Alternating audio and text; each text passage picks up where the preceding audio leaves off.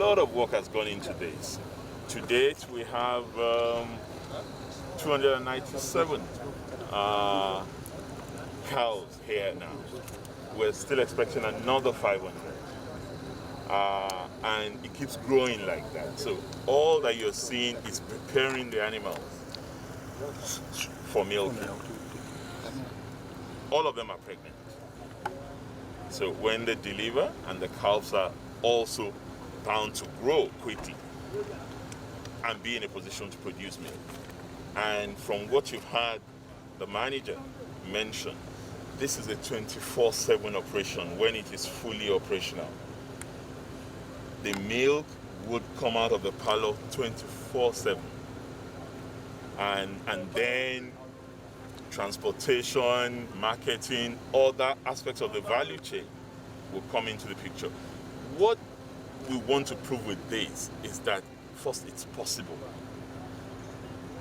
Rather than importing milk into the country, we have the capacity to produce milk. And at some point, to ensure that we inseminate with the local breed and then ensure the local breed is also in a position to produce more milk. Right now, they're not able to produce as much as the Jersey cows that are really milk cows.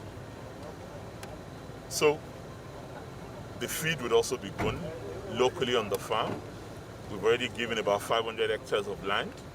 From what the manager is saying, they're going to need another 500 hectares of land so that they're able to produce enough feed to take care of the animals here.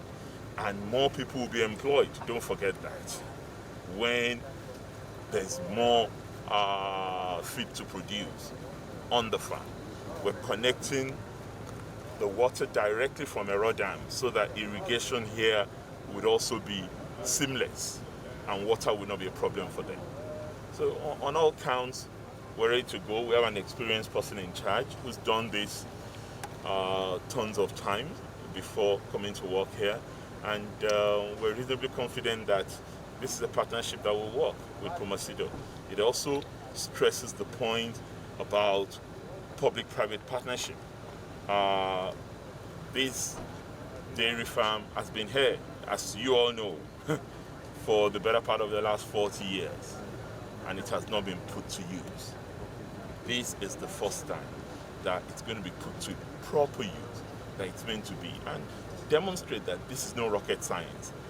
Agric, as we've always said in the state, is the pathway to progress, particularly for us. We're agrarian.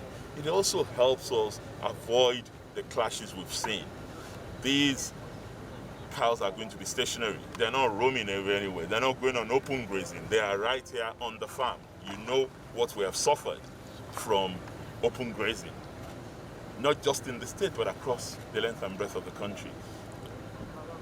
Once this model works, when we're talking about National Livestock Transformation Plan, this is what we're saying.